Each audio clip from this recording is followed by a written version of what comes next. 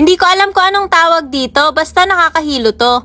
Warm up to sa mga to kasi panay suka sa biyahe eh. Char. Enjoy pa si Tutoy dito sa trampoline? Pwes, inggitera ako, kaya ako naman. Pumasok sila dito sa may lagusan. Nahuli na nga yung mag-daddy, kaya nauna nang mag-slide sila Bambam. Ayan si Brendan, palabas na sa lagusan. Struggle is real yung mag-daddy at hindi na nga kinaya, kaya to the rescue na ang tito. Akala mo naman nag-abroad kung makayakap sa daddy? At nag-slide na nga pong mag-isa. Ayaw pa magpahawak. Ayun. Sakit puwet daw ulit. Umakyat ulit kami para mag-slide dito sa mas mataas naman. Oops, joke lang. Di ko pala carry kaya sila na lang nag-slide. Grabe yung taas nitong sa blue. Nakakalula. Tignan pa lang. Nalula rin ba kayo? Tito ko talaga pinaka nag-enjoy dito. Sabi ko kay Gio, nagugutom ako. Kaya ayan, pinagbibiyak ako ng pakwan. Nag-slide na nga din sila dito sa small slide. Ayaw nga ni Gio kasi gusto daw niya dun sa malaking slide. Ayaw sumakay ni Gio dito. Binubunggo-bunggo lang niya. Hindi ko din alam yung tawag dito pero nakakatuwa siya. Ayan na nga yung kamay at braso ni Gio oh. Nagpaka-artist na naman nga po ang aking anak. Si Just daw yung drawing niya. Diyos ko. Sabi ko kay Gio mauna na siya doon sa mga bola. Pupunta muna akong clinic kasi sumama yung pakiramdam ko. Pagdating ko may pasyente si Doc. Masyado na din ngang haggard si Doc. Kaya napagpasyahan kong kumain muna habang naghihintay. Pero wait, bakit kamukha ni Doc tong nagtitinda? Char.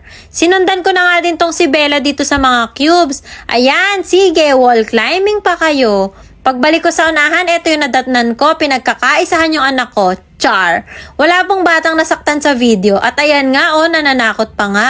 Ganda pa ng upo ni Brendan habang umiikot dito.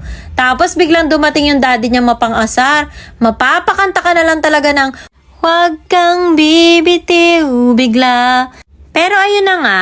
Hala, nahulog. Log. Eto namang anak ko, nawilihan naman tumalon. Ayan, at una pa nga ang muka. Akala ko madadala pero hindi. Umisa pa nga ng talon at hindi pa nakontento, dumalawa pa. Nag-enjoy na nga sila mag-slide kahit napakataas. Mas maganda daw talaga mag-slide kapag ka nakasuot tong parang sako. Malapit na matapos oras namin kaya nagliligpit na si Gio. Char. Bagong gising ang aming bebe girl kaya ngayon lang nakapasok. Play muna sila ni Kuya Gio habang nag-uubos ng oras. Pero hindi tayo sure kung play o away-away na. Charis. Sinundo ko na sila Brendan dahil tapos na nga yung oras namin. At ayan, nag-request pa nga silang last jump daw.